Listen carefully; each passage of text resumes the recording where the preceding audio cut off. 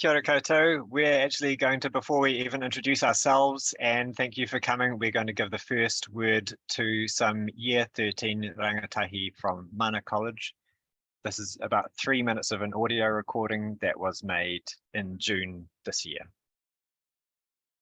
Hi, are they still good? Can I just say something before we You go start? for it. My darlings, we're in our whare. Hey, you're home. Relax. Yeah, they're the manuhiri.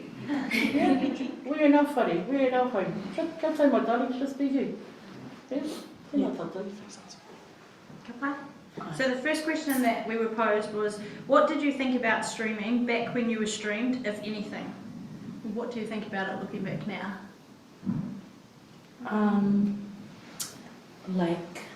Now looking back at it,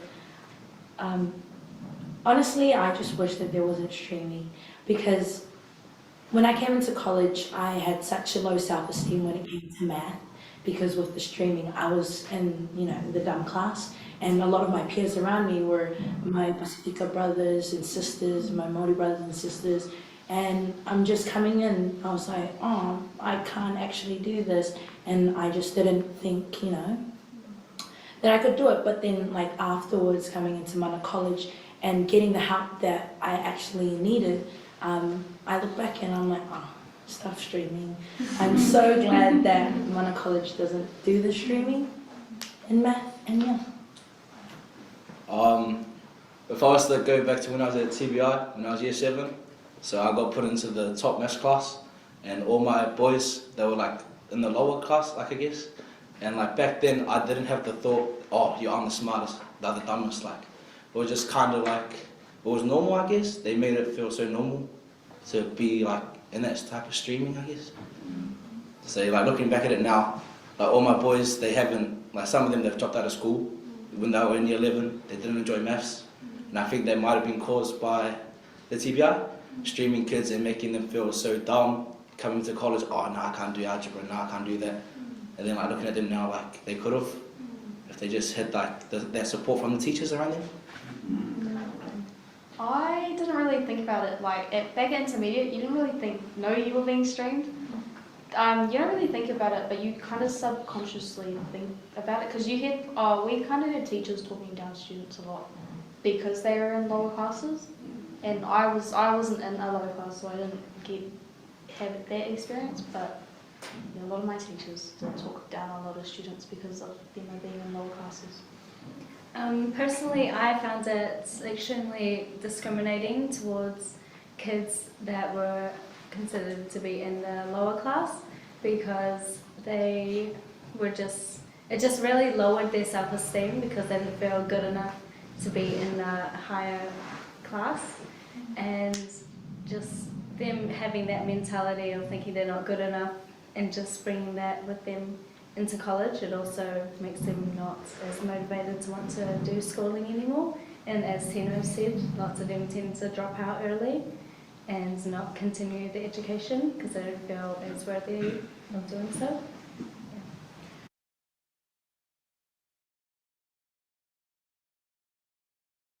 At that point, I'll hand over to Caitlin. I missed my first cue already. Kia ora koutou, ko Caitlin Salisbury toko ingoa, he kāko ahau ke karite o Mana. So my name's Caitlin Salisbury and I'm a teacher at Mana College. I'm the head of department there at the moment. And we've joined this kaupapa. I actually joined this kaupapa when I was teaching at my previous school at Pāngarau College. And David started this raupu up, which is now called Pāngarau Unleashed, trying to share our stories about de-streaming, the challenges, the joys, and trying to be honest and give not so much a blueprint, but our honest journeys of how we've found it. My background in terms of the de-streaming kaupapa is when I was at my previous school, Rangiora High School. I was acting head of faculty there when we went through de-streaming, and then went through the same process at Pāngarau College, and then the same process at Mana College. So I think what I'm hoping from working with this raupu is to be able to share a little bit and help people through those journeys as well. Tā mai, akonga that you just heard from there, and I almost got a little bit emotional there, which is unlike me, because we just farewelled them all on Thursday, prize giving season. And I'm very proud that 2 of them are actually off to university to study statistics. So that's a big win for me. So I won't talk too much onto this slide, but I want to share, because I'm speaking on behalf of our group here, of what to expect from the session. We will be honest, we will tell our own stories and tell you why streaming matters to us. And we're hoping to leave about 20 minutes for discussion at the end of the session. What we've found when we've presented in other at other events before is that what we get the most out of is the back and forth questioning with people and trying to tackle some of the questions that you might have for your kura.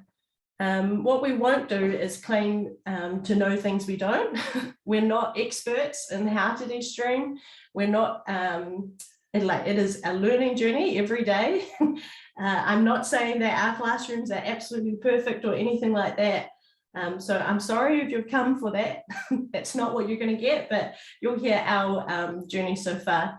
We also won't be able to tell you how to de-stream, because I think from our experience, and hopefully you get this today, that it ends up a lot about what's happening in your area and your kura and the support that you've got there too. So I think David actually has I'm hoping David, Amy and Kaylee that you'll just jump in if I'm missing something. Awesome. Okay, so I'm going to talk first for 5 or 10 minutes, and then I think it goes to Amy, Kaylee and David, and then we'll get to the questioning part at the end, but feel free to interrupt. This is our first time doing it online like this, and it's a bit tricky to get the wide aura of the group, but we'll see how we go. So one of my main reasons for why we ended up de-streaming at the colleges that I was talking about is something wasn't sitting right with me as a teacher in heavily streamed schools. So despite feeling like I was doing the right thing for my students, one thing that I noticed was that there was a much higher number of Pacifica and Māori students in our lower stream classes. And ultimately, I could see that they were getting different opportunities and experiences from the other classes. So I think my first year teaching, I had the low stream internal year 11 class. And I found it really hard because there were some students in there that actually things just started to click for them that year. But I wasn't able to offer them the standards that got them into that next level class in level 2.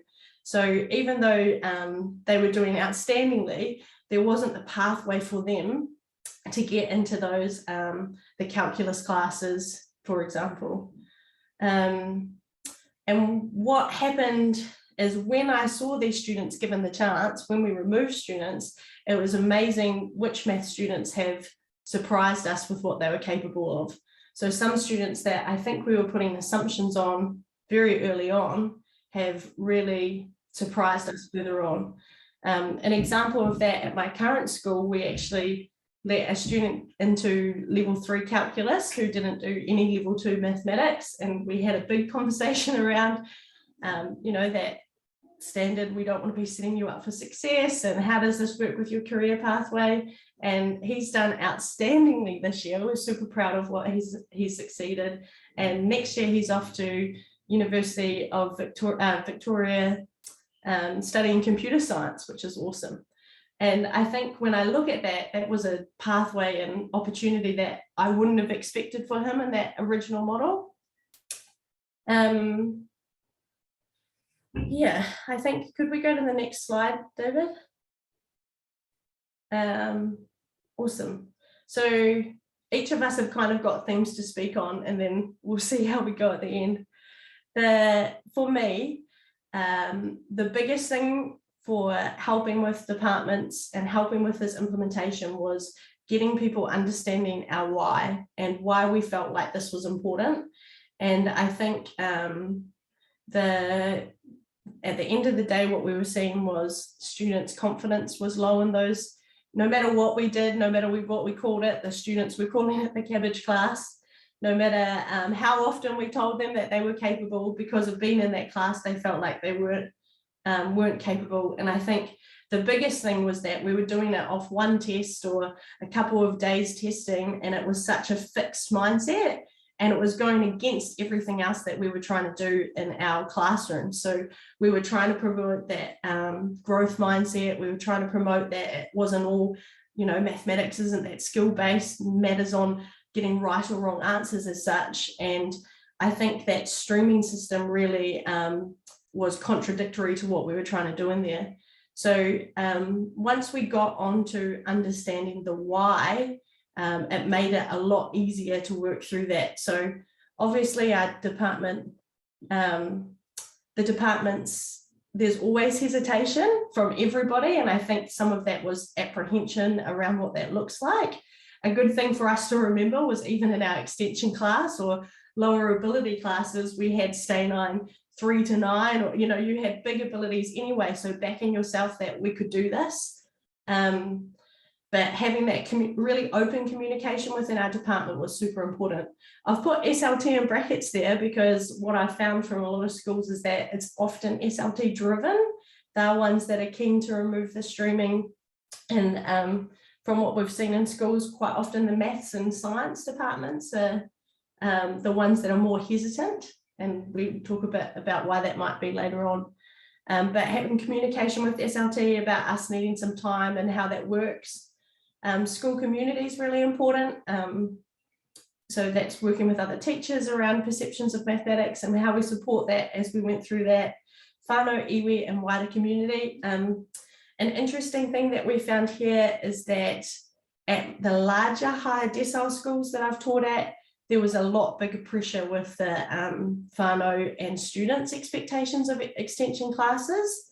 So I think I was getting a lot of phone calls from parents saying, oh, how come we're not having extension classes? I know that they work really well. And I think often when I talked with those parents, it was because they had experienced success in that system. And so talking about how different systems can still offer their students success was really important. We were really lucky in our Kapiti area that the other school in our area also de-streamed at the same time. And I think that made a big difference because we stopped the playoff of, oh, well, we're going to go over here because of, you know, they've got this opportunity, which we think our students will do better in. And also communicating that with students. So if they've been in that stream situation or they've had cousins or sisters get in the extension class, that's something that they see as a real success in for them in their schooling journey. So talking through why that, you know, why are we moving away from that? You're still an amazing student, you've still got this potential, and this is how we're going to make sure we're catering to your needs. The other bullet point I've got down there is just like ways that we've found when we've changed to that mixed ability model, some things that really worked for us as a department. So making sure we're working as a team, if we're developing resources or something, really explicitly making sure we share that with each other. We've tried to use a lot of rich tasks, which I think gets spoken about a little bit further on. Working with mixed ability grouping, which is often random, and that feels like a massive risk as a secondary school teacher. The first day with my year 11s, giving them coloured popsicle sticks and them looking at me like, you're really getting me to work with them, miss? Like, this is never going to work. But the more that culture's set up, it's actually watching some of those groups thrive has been awesome. And celebrating success in the classroom that wasn't solely academic. So trying to focus on some of those, hey, I noticed that you did a really awesome job explaining that concept to this person or including them in your group. Because I think, and I'm really guilty of this in my classroom when I'm feeling like we're preparing for this assessment and I've got to hit these objectives, that the feedback I often get is academic and around that academic attainment, and I forget to focus on some of those softer skills as well. Yeah, so that's my journey, and I think we pass over to Amy Hughes. Kia ora, ko Amy Hughes tōku ingoa, he kaiako ahau, ko karate o Horowhenua. So I am currently the head of faculty at Horowhenua College, and like Caitlin, I have been lucky enough to be part of this ropu for some years now. And I've also spent some time at Pāngarau College. So a little bit of time at a higher decile, larger school, about 1,500 students. And then where I am now is slightly lower decile and about 700 students. Just a bit of background there. So I'm going to talk about my why, and a lot of that is to do with the mindset of students as they're coming into maths. I found that there's a lot of kind of learned helplessness, and that we're constantly fighting like community and societal views that are coming through with our akonga. They're being told that mum doesn't have a maths brain, and that's okay because you obviously got it from mum, or things like that. And like Caitlin touched on, they automatically start calling those lower classes the cabbage classes. So when we got rid of that, we noticed that changed. There was also less anxiety and pressure for students about what class they were in. When I was at Pāngarau College, we found that we'd get phone calls from parents whose students felt that they had almost imposter syndrome, or like high anxiety around they'd been put in this high level class and they didn't feel that they were up to it, and it kind of sucked away their enjoyment of maths. And then at the other end, we had students that might have been in an extension class one year, and then that kind of cutoff point that we made that changed every year from some grade point average that in my experience at that school, that we'd kind of made up for that particular year. They might not make it the following year. And again, that kind of passion that they might have had, or that enjoyment for maths, dropped out a bit. So getting rid of the streaming meant that we don't see that anymore. We don't have parents contacting us with those same issues, which is pretty cool. We have also found that we had higher retainment in maths. I think Caitlin's also found this at Mana. We've got bigger numbers in our senior maths courses than we have had previously. So we've gone from 3 level 2 classes in 2020, which was when we were still like those juniors had still been streamed. And then this year, when we're now into seniors, that as juniors weren't streamed either, we've got 5 level 2 classes. So it's a pretty significant jump for our kura of our size. Yeah, next slide, please, David. Thank you. I think on that as well, we found like year 9 streaming in particular was often based on perceived current ability, and it was often from primary schools or where they thought students were. So we ended up, and because of the way that our timetable worked, we had what did we have?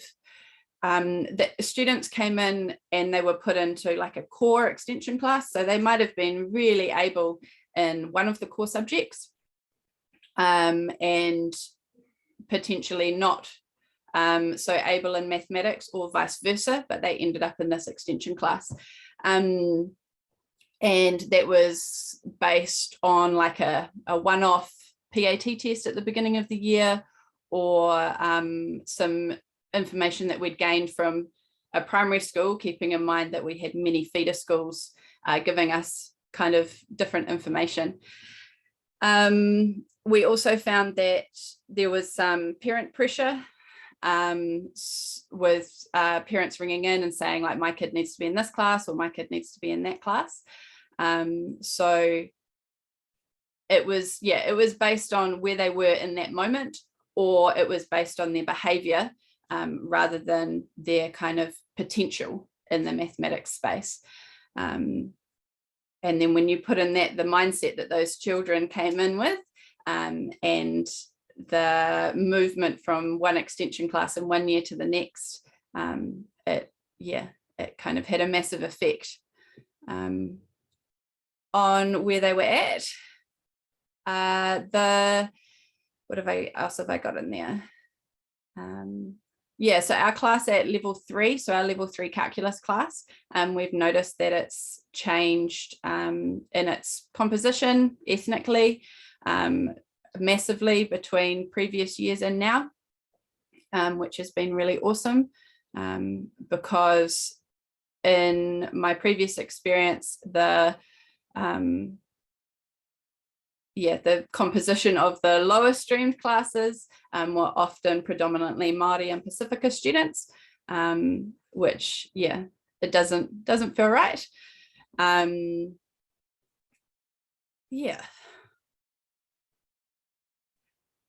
So the how of what we did is, I think the main thing is we just did it.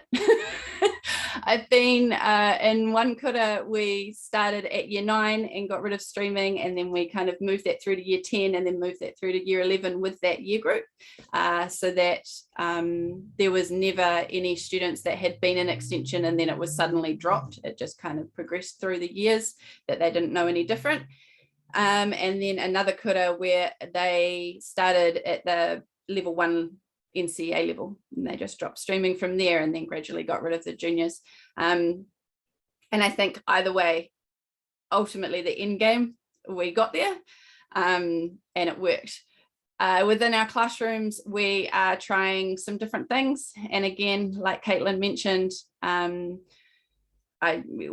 I don't have the answers. I'm not an expert, so it's a journey of learning and we're giving it a go. So our ARCOR sheets, I've snippied in a little example of what that looks like in our junior program. We're also following a UDL journey in my current kura, and so this helps with that as well, to give students some choice over the different activities that they might be doing. The ARCOR, or the learning column, gives them some resources where they can watch some videos or do a little mini lesson. The mahi column gives them some activities to actually do some of the mahi and do some of the practice of a skill. And that wero column on the end allows students to stretch themselves if they're feeling that they've got a hang of whatever the skill is that we're covering. We're also moving down like the group work and rich tasks that Caitlin touched on earlier. And what that's meant is making sure that our faculty has a really good understanding of curriculum levels and progressions within those, which can be a little bit tricky in a maths faculty when not all of our teachers are mathematics trained or self-professed lovers of maths, but it's what we're working on in there. So I think I'm passing on to Kaylee. Kia ora Amy, kia ora rā koutou. O te rā tēnā rā koutou katoa, ko Kaylee Jones ahau. He uri tēnei no te whānau kai te aitanga mahaki Ngāti Porou anō hoki. I'm a lecturer at the Faculty of Education, the University of Canterbury, and have been both a primary and secondary school kaiako. So a little bit about me before getting into the kaupapa, which pretty much reinforces my slides around culturally empowering pedagogies. So I was streamed and put in a cabbage maths class in what was back then 4th form, year 10. And prior to that, in my primary and intermediate schooling, I kind of thought I was, pretty smart, pretty onto it. And at the end of 3rd form, year 9, set a test, and the following year in a lower ability maths class and science class, amongst a whole heap of other brown faces. My perception then till now in regards to maths isn't the greatest. And to think back to that experience now, it was in quite stark contrast to that of when I was in my te reo Māori classes, where there was, you know, kaiako teachers that knew me, knew my identity, whakapapa language, and knew how to empower me through those parts of who I am. Yeah, so my ancestral language, culture, identity were empowered in those spaces, in those Māori classes, te reo Māori classes, but not necessarily in maths. And that's an experience, you know, I'm sure echoed by many. So for me, you know, culturally responsive practice and pedagogies, it's a well-known term. I've started using rather culturally empowering practices or pedagogies because to me, if you respond to me, you don't necessarily align to who I am, and the response is coming from your own personal standpoint and perspective rather than aligning to who I am, my ancestry, my identity. And that notion is reiterated by Berryman Lawrence, who state that kaiako must shift the focus from being responsive to culture, to the culture of others, to developing and being part of cultural relationships with others. The Tokana Teraki design team produced the image of the two hens, which illustrates that culturally responsive teachers do not stream. Tokana Teraki, the design team, one of the rangatahi in the design team, Kaya Staples, shared an interview in which, in an interview that it was through the de-streaming work with Tokana Teraki that she first realised that the system that she lived in and experienced had been built in a way to create disparities, inequities. And she explained that she too believed the narrative that Māori were dumb. She further shared that Tokana Teraki gave her the confidence to be Māori and be proud as Māori. You'll see her in a clip coming up very soon. She talks about the fact that she's felt empowerment now as an adult and a mother, but still very young and called a rangatahi, through her identity, through her culture, through her language, and through these ancestral taonga has been uplifted. So to empower, you need to go further than merely respond to culture, you need to empower others through it. And by merely removing a practice, a racist practice such as streaming or ability grouping, attainment grouping, you don't necessarily become culturally responsive just by doing it. We need to empower ākonga through their cultural identity. So if okay, Ehua, David, we might click on the clip now.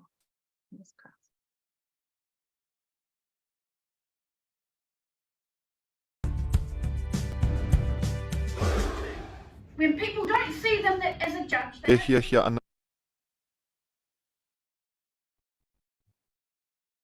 Sorry, tech fail. I'm going to try that again.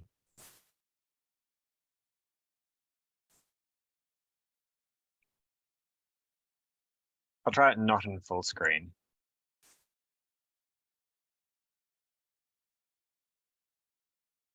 Okay, now I'll unmute it and try it not in full screen. The joys of Zoom. Here we go. Is that working? when people don't see them as a judge, ana te hunga rangatahi nei kia panoni ngā rātou ngā mātauranga. It's just another part of the system that's just not working, it hasn't been working, and it's not made for us. That so many educators are saying we need to change how we're doing things. So for Tokana Teraki to lead this nationwide conversation is very exciting. Hewa e mahi tahi ana rātou ki e tahi mātanga mātauranga me te tāhuhu o te mātauranga hoki. It's like we've assembled the Avengers of streaming, if you will, this whole kaupapa. With all of these people on board, I believe we can truly produce something that can create change. We pulled people from all around different organisations that are in the education system, and we are running a co-design phase with them to create a more equitable future for our rangatahi. E ai ki ngā rangahau, kei te he ngāti ka ngā mawehe tauira. A bit of research from the He Awaro report that our Māori students, no matter how good of your grades are, if your name's too hard to say, your skin's too dark, whatever it may be, because of the narrative that Māori hold currently, they're just going to put us to the bottom, and that's the way the system's been designed. Our top stream classes didn't have a high proportion of Māori or Pacifica students in them. And yet we know that their academic capabilities are far greater than that. Heoi, he māramata ki te kaore he painga o ngā tikanga nei mo ngai Māori. In the majority of mainstream education, it's not enabling Māori rangatahi to be able to pursue in whatever opportunities that they may want to do. I believe this is where our rangatahi-led solution comes in. Spreading the word of streaming so that people know that it isn't just Netflix. It is our education system at the moment. If we can start this at the root level with students and push it further on, that's where real change can be made, I believe. E kia ka tiritiri o te moana, Keith Robinson Gore, Tahu News.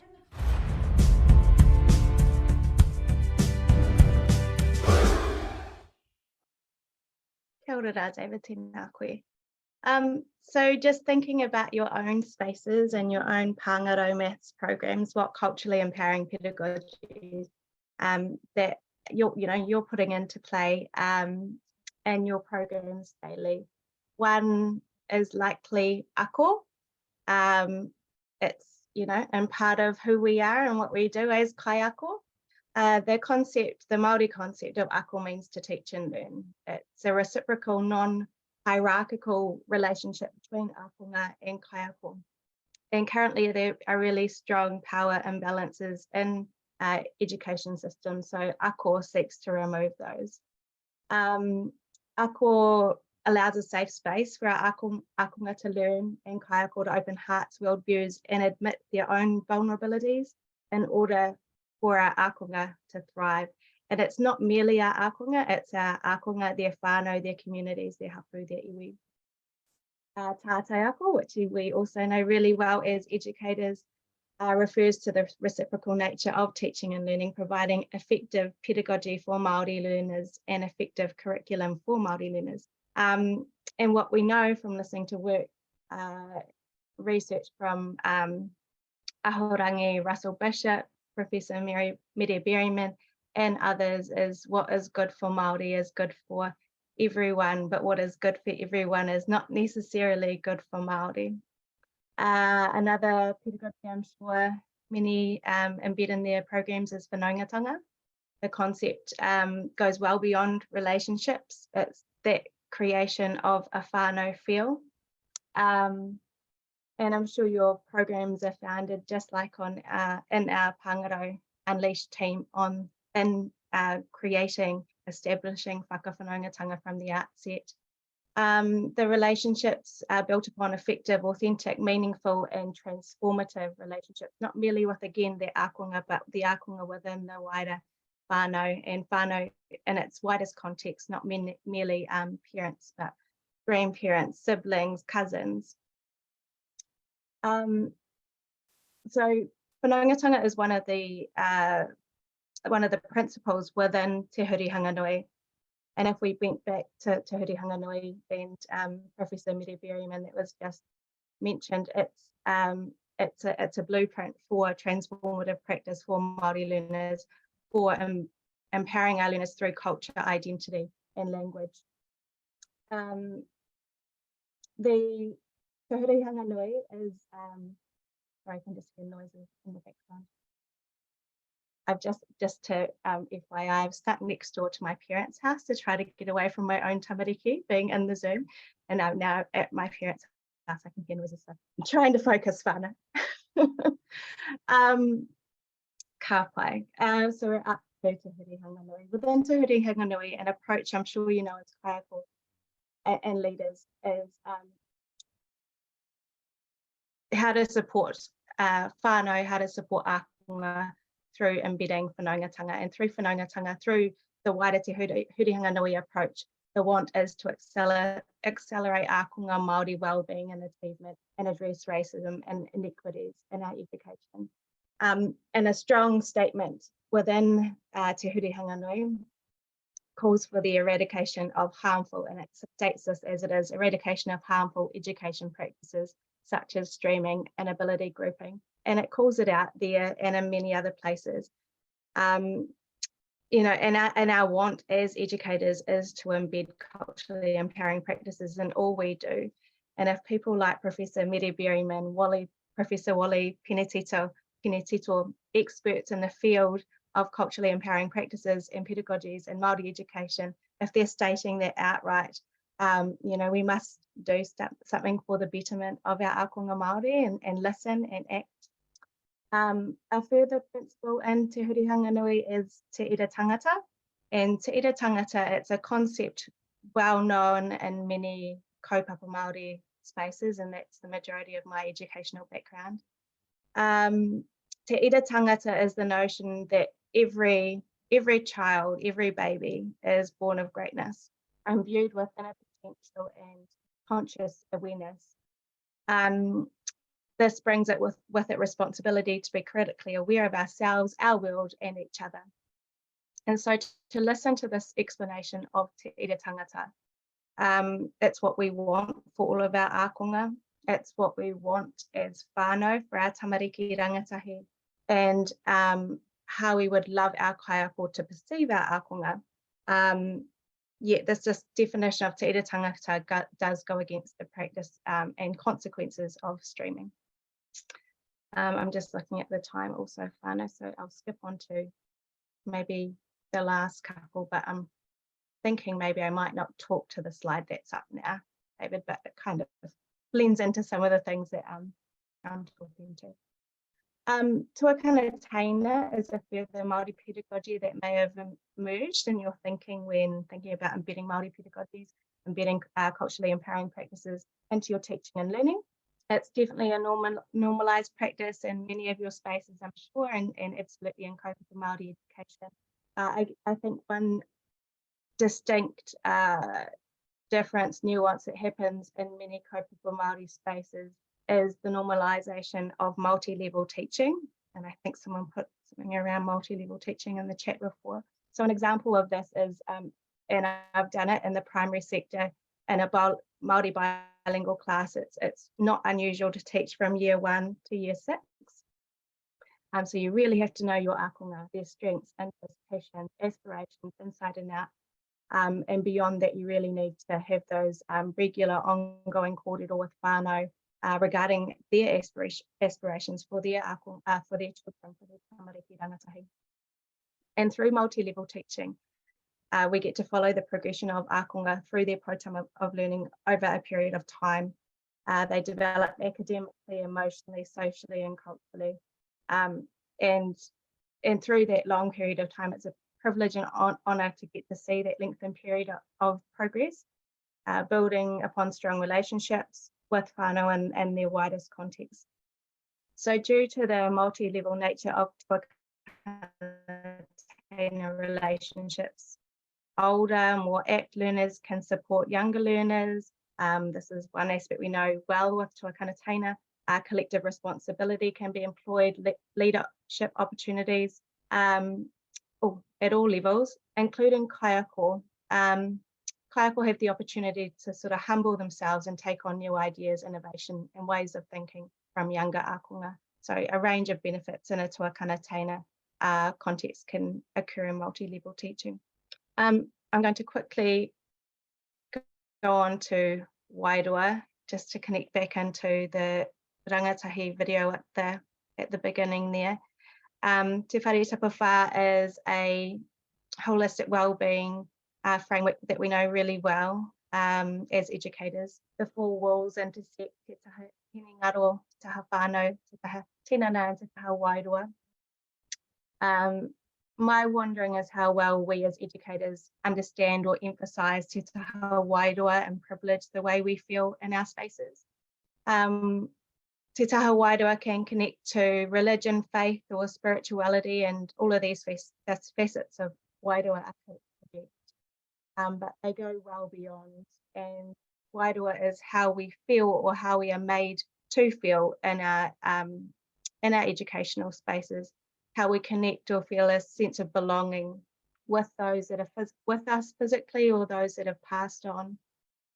And in the sense of wairua is quite an integral concept in kaupapa Māori spaces. and the human spirit and how we feel is important, if not more so than the physical attributes of well-being.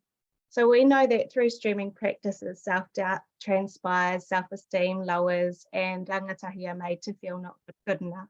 And taha wairua promotes emotional well-being and value of identity. Streaming and wairua, or a positive wairua, are in opposition to each other. And in stream classes, often the individual, including their cultural identity, is not acknowledged or wairua is not uplifted. So finally, whānau, I just encourage you to think about that feeling we create in our teaching and learning spaces. The wairua of our akonga that can either be enhanced or potentially not even acknowledged. And encourage you to think back to the beginning of the presentation and those beautiful rangatahi of Caitlin's that are off doing amazing things now, and reflect upon the wairua of the rangatahi as they were sharing their vulnerabilities, their stories, and think back to how you were feeling at that time listening. And when we were there, we were super honoured, proud, and impacted by their kōrero. Ponder the voices of the rangatahi, think back, connect their feelings to that of your own akonga, and in doing so, not merely thinking about the words or their tone, but their wairua that was expressed. So I will leave that there, whānau, because I'm a bit over time. Nā reira, mihi ana kia koutou, passing on to you, David. Kia ora hoa. No ingarani oku tupuna ko Pākehā te iwi no Heretonga ahau ki ko Pukenga ahau ki te whare wānanga o Waitaha, ko David Takuingoa.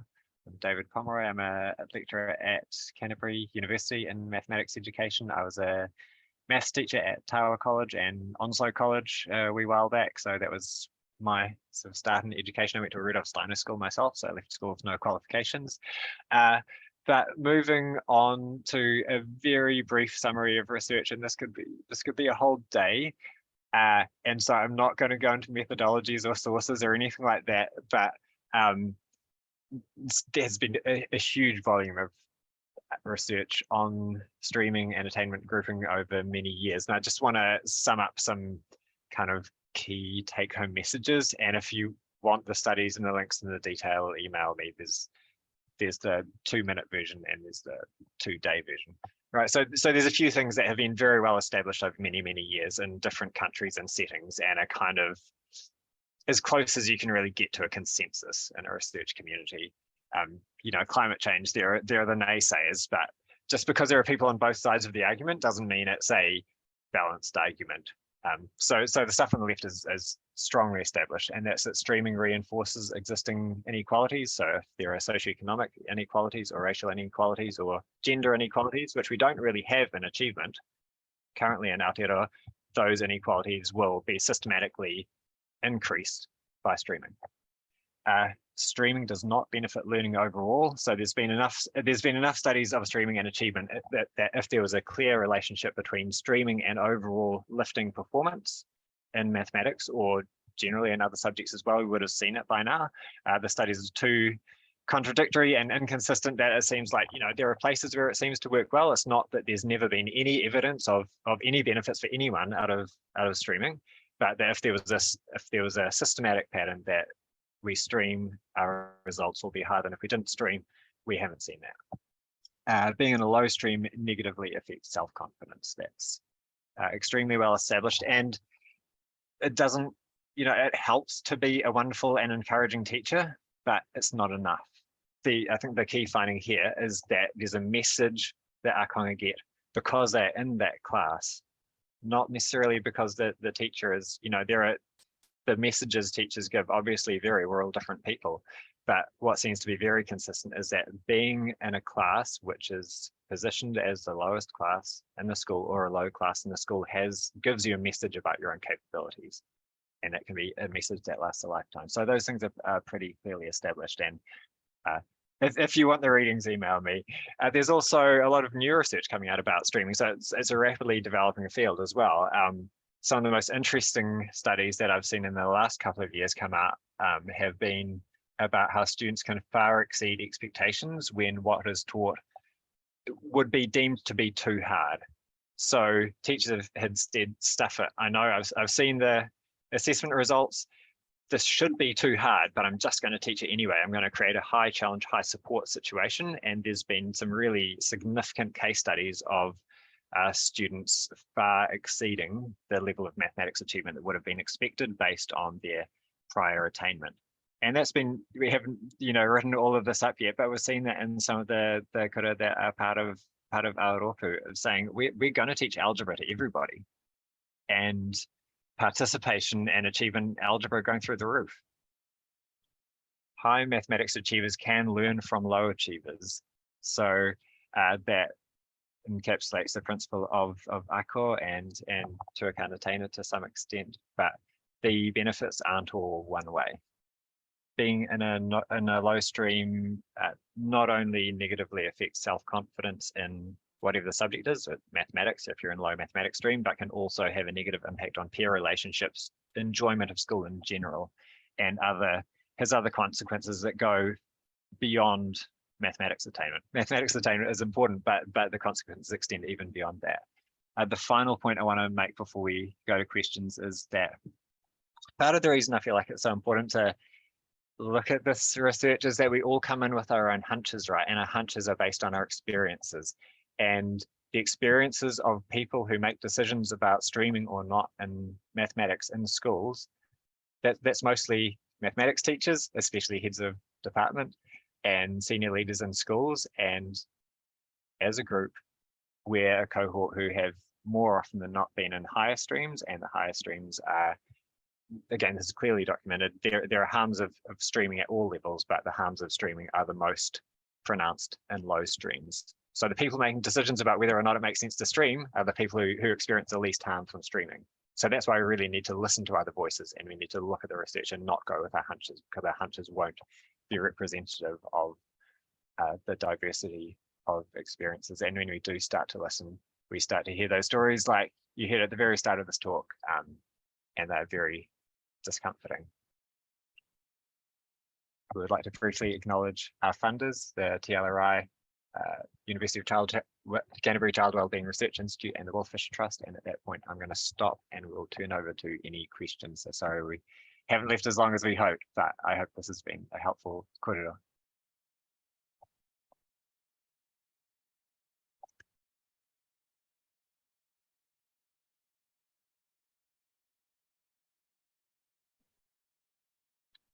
Okay, have we got anybody in the who's here who'd like to ask something of this team? And I want to thank them very much for giving a good account of the way that they're doing things. And I like the fact that they did stick to their mahi, which was not to tell you how to do it, and that they don't have all the answers. I quite like that. And so is there anybody, if you just want to unmute yourself, you could just ask a question.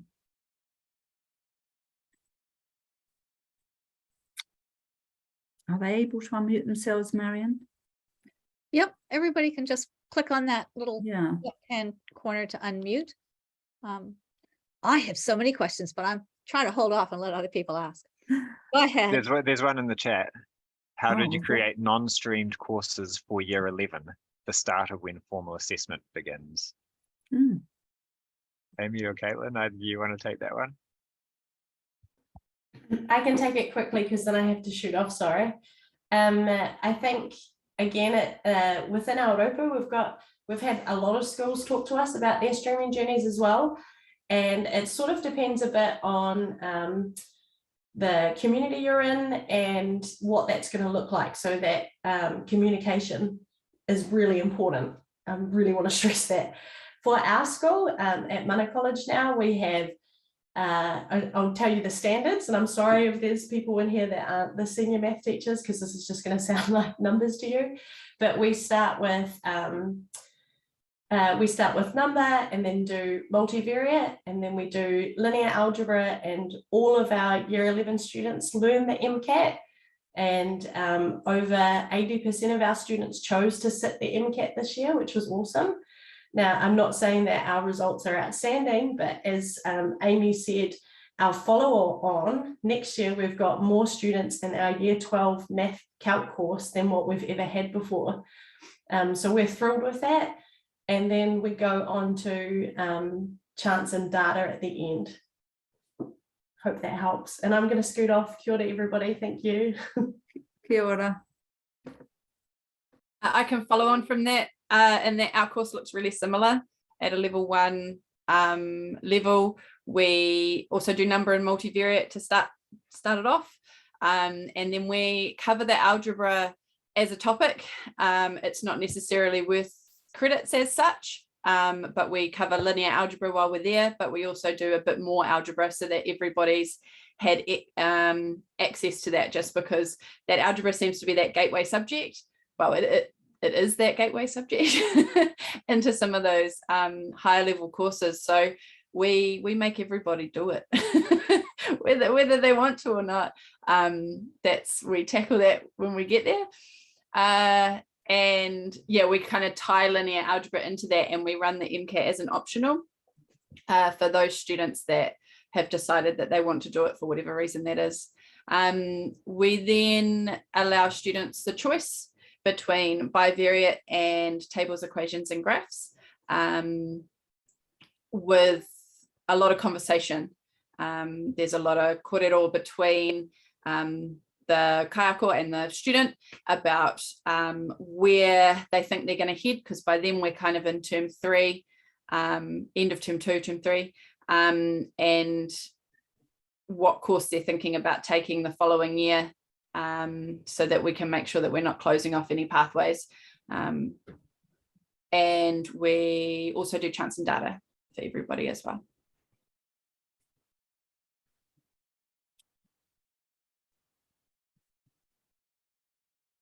Okay. Another question. Thank you, Amy. Sorry, David. It's okay. There was another question in the chat, which is one we get a lot, and I've reposted from further up. I teach in a non-streamed MLE, and our year 9 to 11 classes are 55 to 60 students in integrated classes, e.g. science and maths. My everyday issue is trying to cater for all levels, so curriculum level 2 to 6, and neurodiversity, whilst maintaining everyone's interest and behaviour. How do we better manage this enormous planning load? That's a good hard question.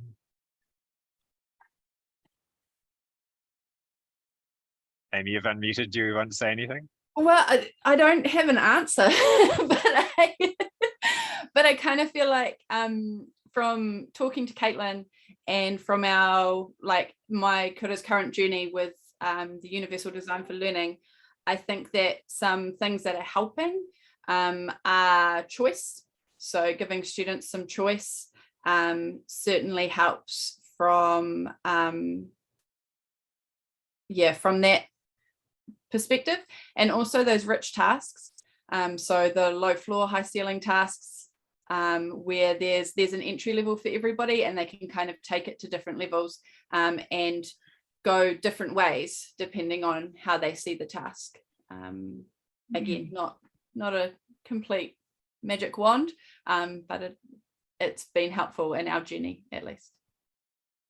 We've also heard some kaiako talk about the planning efficiencies of, like, maybe the planning becomes more complex, especially when de-streaming is new. There's kind of that new threshold of planning something different, but also because there aren't all these different levels, you can kind of make one plan for different teachers might individualize a little bit, but essentially you've got one plan for non-streamed year 9 rather than a plan for top stream, plan for middle, plan for bottom. So when collaboration is done well, there can actually be some efficiencies in the planning that can offset a little bit maybe the extra effort made because of those wide variety of achievement levels.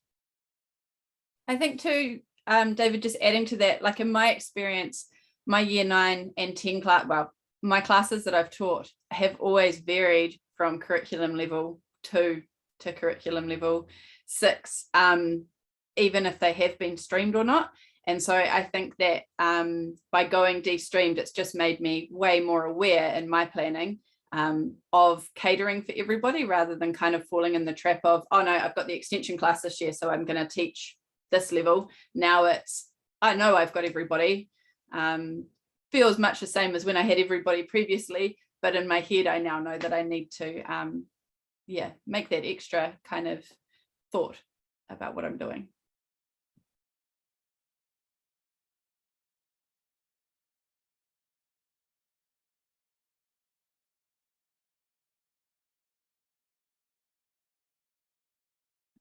Okay, I'll ask a question. As a school that's starting to reduce streaming on a bit of a de-streaming pathway, what support is there for schools to do that beyond, looking for professional development? It's a little thin on the ground, and especially when there's a lot of opinions within the department, it would be really good to be able to call on some outside help.